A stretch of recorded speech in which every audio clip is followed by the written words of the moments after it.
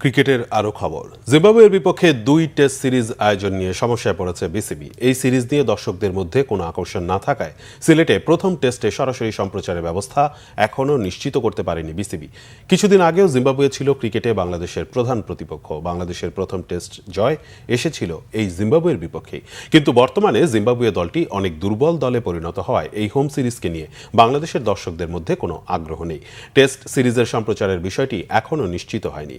20 April থেকে সিলেটে শুরু হবে প্রথম টেস্ট। এদিকে দর্শকদের আগ্রহ কম থাকার কারণে প্রথম টেস্টের টিকিট মূল্য রাখা হয়েছে সর্বনিম্ন 50 টাকা। এই অর্থে একটি টিকিট কিনলে শহীদ তুরাব স্ট্যান্ড, ইস্টার্ন গ্যালারি এবং গ্রিন হিল এরিয়ায় বসে পুরো টেস্টই দেখতে পারবেন দর্শকরা। যদিও সিলেট আন্তর্জাতিক ক্রিকেট স্টেডিয়ামে গ্র্যান্ড স্ট্যান্ডের টিকিট 500 টাকা, ক্লাব হাউস 250 টাকা এবং ইস্টার্ন গ্যালারির টিকিট পাওয়া যাবে 150 টাকায়। শুক্রবার সকাল 10টা থেকে টিকিট পাওয়া যাবে স্টেডিয়ামের সামনের কাউন্টারে।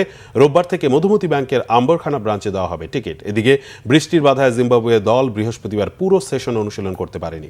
বাংলাদেশ অবশ্য গত সোমবার থেকে পুরো দল নিয়ে অনুশীলন করেছে।